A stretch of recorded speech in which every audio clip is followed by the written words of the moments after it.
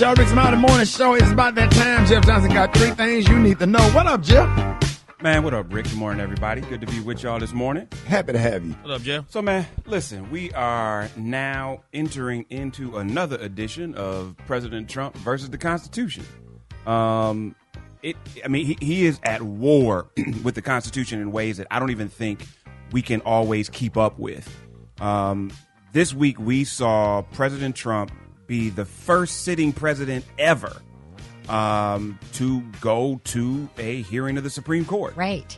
And he was going because it was his case around his executive order around birthright citizenship. And Trump said, we're the only country in the world stupid enough to allow birthright citizenship. That's a quote. Now, I mean, that exactly is what he said. You all, this is literally enshrined in the Constitution since the 14th Amendment was ratified in 1868. And his executive order was immediately hit with lawsuits from all kinds of immigrants' rights groups and states' attorney generals, and lower court rulings blocked it from taking effect. So he tweeted that he put it on Truth Social an hour after leaving the court.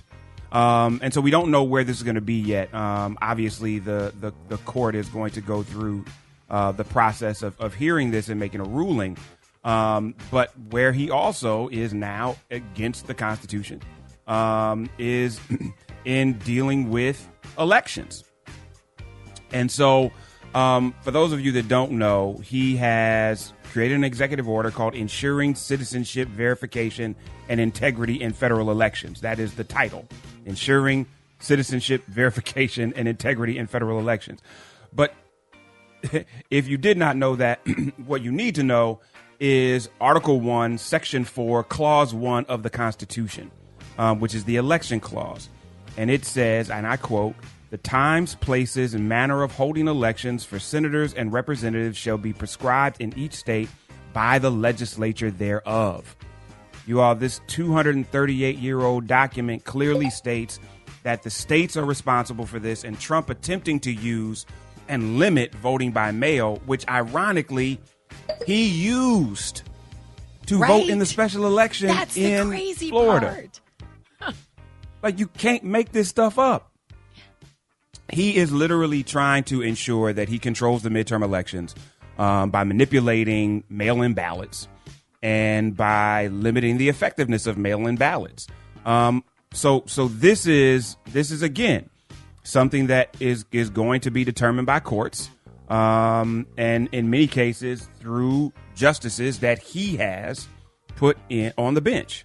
The third place, and we're hearing people talk readily about this war, which is, I guess, not a war but a conflict in Iran, coming to an end within the next 2 weeks. And some are saying because, and we've heard the president say, because the Strait of Hormuz is now not going to be his obligation. He is telling NATO, come and finish the job that I started. Because he knows that if he puts boots on the ground in trying to take the strait, that there will be American servicemen and women that die. And if that is the case, there's potentially war crimes that are on the table for himself and generals, because this is not a sanctioned war by Congress, again, against the Constitution. And so this battle between the president and the Constitution seems to go on and on and on and on. But guess who's affected by it most? We are. And so we have got to be clear that this is not going to end, that the Constitution is under attack. And this is not about partisanship. This is about the Constitution and law. And that is it, y'all. Let me know what you think. And he don't care nothing about that. He doesn't, He's but trying to we break have the country. We have to. That's the issue.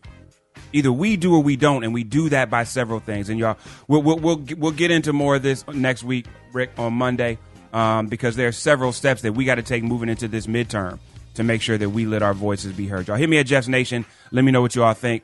Y'all have a fantastic Thursday and great weekend, and I'll check y'all next week. Hey, you too. We appreciate you, Jeff. Y'all, more Rickey Smiley Morning Show coming up.